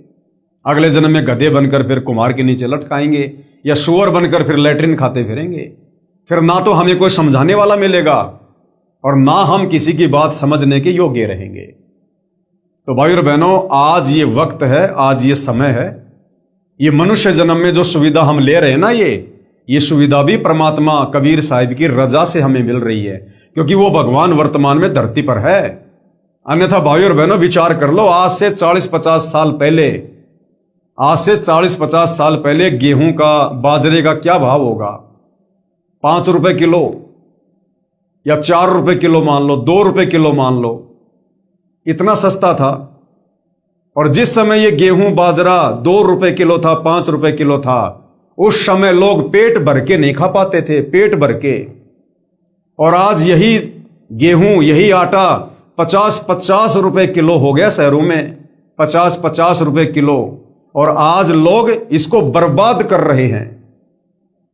तो इतनी सुख सुविधा इस कबीर भगवान सतगुरु रामपाल जी के धरती पर प्रकट होने से है, क्योंकि जहां ये परमात्मा प्रकट होता है संत रूप में, वहां पर खुशहाली खुशहाली आ जाती है। लेकिन ये सदा नहीं रहेगी। अगर सदा के लिए चाहिए तो सतगुरु रामपाल जी के ज्ञान को समझकर, उनकी शरण में आकर, आजीवन मर्यादा में रहकर भक्ति करके उनके साथ सतलोक जाने की तैयारी पकड़ लो। और सतलोक जाने के बाद हमें सदा सदा के लिए सुख मिलेगा। वहां हमें सर्व वस्तुएं फ्री में मिलेगी, मुफ्त में। वहां हमारा जन्म मरण से पीछा छूटेगा, गधा कुत्ता सूअर बनने से पीछा छूटेगा। और यदि इस सु अवसर का मनुष्य जन्म प्राप्त करके अध्यात्म से दूर रहकर, इस झूठी मान बढ़ाई, शानो शौकत के चक्कर में, दुनिया के बहकावे में, लोक लाज में, अगर आपने ये सु अवसर गवा दिया, परम संत की संगत नहीं की, गुरुदेव सतगुरु रामपाल जी से उपदेश लेकर भक्ति नहीं की, और आत्मा का कल्याण नहीं हुआ, तो भाई और बहनों, फिर 184 योनियां तैयार हैं।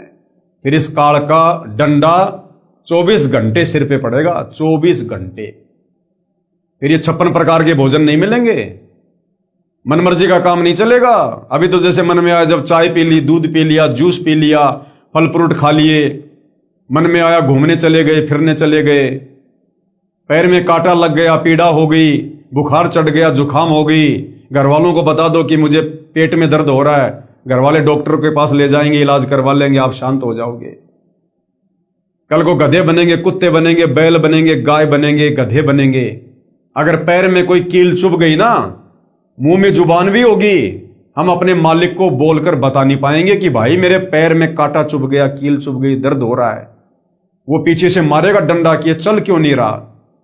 हमें पता है कि पैर में कील चुभ गई, लेकिन हम बता नहीं पाएंगे उसको। इतनी भी हमारे अंदर ये बुद्धि नहीं छोड़ेगा काल 184 योनियों में, और कष्ट पे कष्ट उठाएंगे, कष्ट पे कष्ट।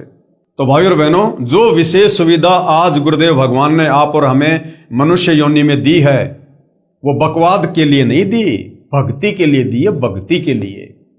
और परमेश्वर के इस अनमोल गिफ्ट को यदि हमने सदुपयोग नहीं किया, सत भक्ति नहीं की, तो परमेश्वर फिर बहुत तगड़े तरीके से नाराज होगा, तगड़े तरीके से।